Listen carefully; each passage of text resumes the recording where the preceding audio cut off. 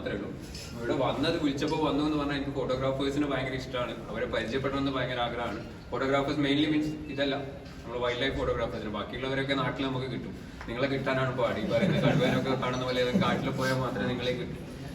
കാട്ടിൽ പോയിട്ടാണ് പകുതി ആൾക്കാരെ എനിക്ക് പരിചയം. അപ്പം അങ്ങനെ എത്ര ആൾക്കാരെ പരിചയപ്പെടാൻ പറ്റുമോ അത്രയും പരിചയപ്പെടുന്നത് നല്ലതാണ് എന്ന് വിചാരിച്ചിട്ടാണ് ഞാൻ ഇന്ന് ഇവിടെ ഉള്ളത്.